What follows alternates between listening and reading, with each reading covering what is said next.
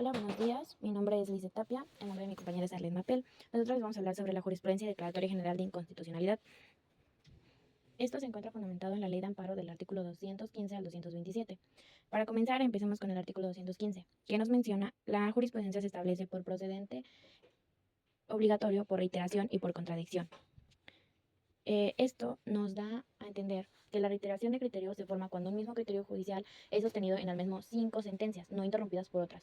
En contrario, este criterio debe ser resultado en sesiones distintas y aprobado por una votación calificada que varía según el órgano jurisdiccional que resuelve el caso. En el caso de contradicción de tesis, ocurre cuando los criterios jurídicos adoptados por salas de la Suprema Corte de Justicia de la Nación o tribunales colegiados de circuito son discrepantes en relación de un mismo punto de derecho, incluso si los aspectos fácticos que rodean el caso no son exactamente iguales. Es decir, se produce una oposición en la solución de un tema jurídico que se extrae de asuntos aunque sean diferentes en las cuestiones fácticas. En el caso de jurisprudencia por sustitución, es un mecanismo en el sistema legal mexicano que permite cambiar una jurisprudencia ya establecida por un tribunal colegiado de circuito, un pleno de circuito o la Suprema Corte de Justicia de la Nación. Este cambio puede ocurrir por diferentes razones, como una nueva interpretación de la ley, una contradicción de criterios o la necesidad de actualizar la jurisprudencia a la luz de nuevas circunstancias. Ya entendiendo todo esto, podemos seguir entendiendo el artículo 216, que nos habla sobre la jurisprudencia por precedentes obligatorios. Se establece por la Suprema Corte de Justicia de la Nación, funcionando en pleno, como ya fue mencionado. La jurisprudencia por reiteración se establece por los tribunales colegiados de circuito y la jurisprudencia por contradicción se establece por el Pleno de la Suprema Corte de Justicia de la Nación y por los plenos regionales, que fue lo que ya mencionamos. Después nos viene el artículo 217, que nos habla sobre la jurisprudencia que establece la Suprema Corte de Justicia de la Nación, que será obligatoria para todas las autoridades jurisdiccionales de la Federación y las entidades federativas, con excepción de la propia Suprema Corte. La jurisprudencia que establece los plenos regionales es obligatoria para todas las autoridades jurisdiccionales de la Federación y de las entidades federativas de su región, salvo para la Suprema Corte de Justicia de la Nación y plenos regionales. Entendiendo esto, nos habla el artículo 218 sobre cuando la Suprema Corte de Justicia de la Nación, los plenos regionales o los tribunales colegiados de circuito establezcan un criterio relevante, se elaborará la tesis respectiva en los que se recojan las razones de la decisión, esto es, los hechos relevantes, el criterio jurídico que resuelve el problema abordado en la sentencia y una síntesis de jurisdicción expuesta por el tribunal para adoptar ese criterio. De esta manera, la tesis va a contener los siguientes apartados: el rubro, que es mediante el cual se identifica el tema abordado en la tesis; la narración de los hechos, que en este apartado se describirán de manera muy breve los hechos relevantes que se dieron lugar al criterio adoptados por el tribunal para resolver el caso; los criterios jurídicos, en los que se refleja la respuesta jurídica adaptada para resolver el problema jurídico que se le planteaba al órgano jurisdiccional; la jurisdicción, donde se expondrá de manera sucisa los argumentos expuestos por el órgano jurisdiccional en la sentencia para sostener el criterio jurídico adaptado en la resolución; y los datos de identificación del asunto, que comprenderán el número de tesis, el órgano jurisdiccional que lo dictó y las votaciones emitidas al aprobar el asunto y, en su caso, en la relación con el criterio sujetado en la tesis. Después tenemos el artículo 219, que nos dice que la Suprema Corte de Justicia de la Nación, los plenos regionales y los tribunales colegiados de circuito deberán remitir las tesis a las dependencias de la Suprema Corte de Justicia de la Nación encargadas del Semanario Judicial de la Federación para su publicación. Esto quiere decir que el procedimiento para establecer una jurisprudencia por contradicción incluye la presentación de una propuesta por el órgano jurisdiccional y la revisión por la Suprema Corte de Justicia de la Nación. Y por último tenemos el artículo 220, que nos habla sobre el Semanario Judicial de la Federación, que se publicarán las tesis que se reciban y se distribuirán en forma eficiente para facilitar su conocimiento. Igualmente se publicarán las resoluciones necesarias para constituir o interrumpir la jurisprudencia y los votos particulares. También se publicarán las resoluciones que los órganos jurisdiccionales competen estimen pertinentes. Esto quiere decir que una vez establecida la jurisprudencia, es obligatorio para los tribunales inferiores, quienes deben seguir en asuntos similares, salvo que la propia jurisprudencia sea modificada o derogada. Siguiendo con el tema, tenemos el capítulo segundo, que nos habla sobre la jurisprudencia por procedentes obligatorios. El artículo 222 nos dice que establece que las razones que justifiquen las decisiones contenidas en las sentencias dictadas por el Pleno de la Suprema Corte de Justicia de la Nación constituyen procedentes obligatorios para todas las autoridades jurisdiccionales de la Federación y de las entidades federativas.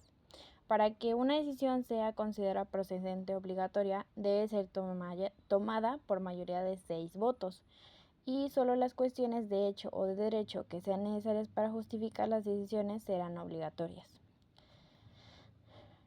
Por lo siguiente, nos pasaremos al artículo 224, capítulo tercero, que nos habla sobre la especificación un poco más a fondo sobre la jurisprudencia por reiteración. Como ya fue explicado, se establecía cuando los tribunales colegiados de circuito sustentaban un mismo criterio en 5 sentencias no interrumpidas por otra en contrario. Los tribunales colegiados de circuito debían sustentar el criterio por unanimidad y solo las cuestiones de hecho o derecho que fueran necesarias para justificar las decisiones serían obligatorias. Lo siguiente, tenemos el artículo 225 que nos habla sobre las jurisprudencias por contradicción de criterio.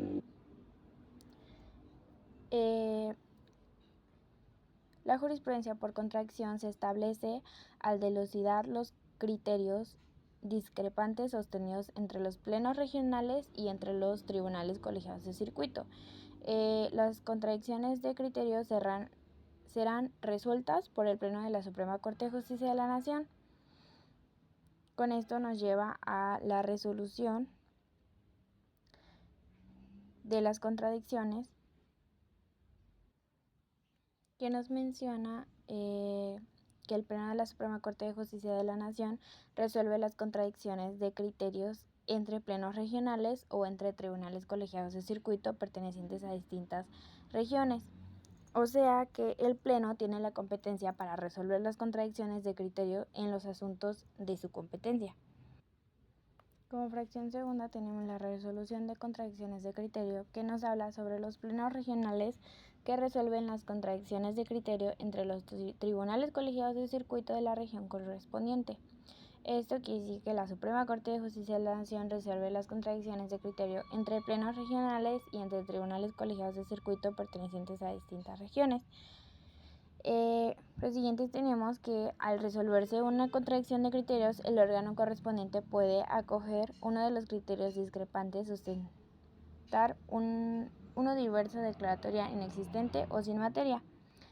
Esto quiere decir que la decisión se determinará por la mayoría.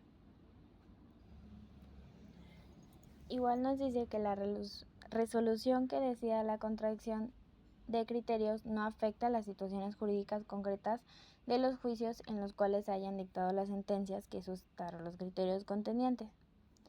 Y por último tenemos el artículo 227 que nos habla sobre la legitimación para denunciar las contradicciones de criterios, que se ajustará a las siguientes reglas, que son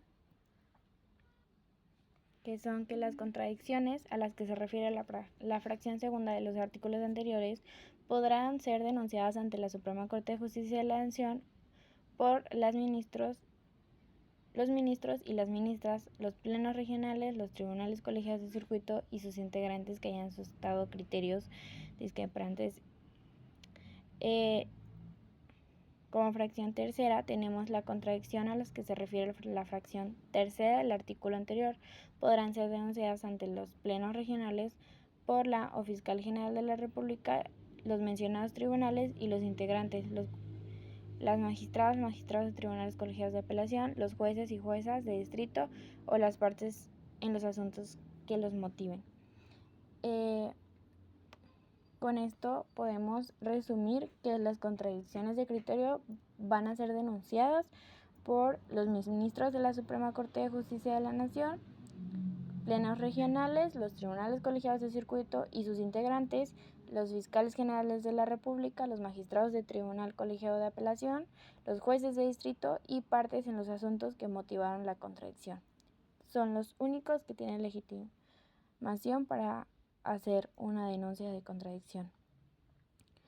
En este procedimiento podemos encontrar que la contradicción deben ser denunciadas ante el órgano correspondiente, que sería la Suprema Corte de Justicia de la Nación o plenos regionales, y la resolución sería que el órgano correspondiente resolverá la contradicción de criterios de acuerdo con las reglas establecidas ante la ley.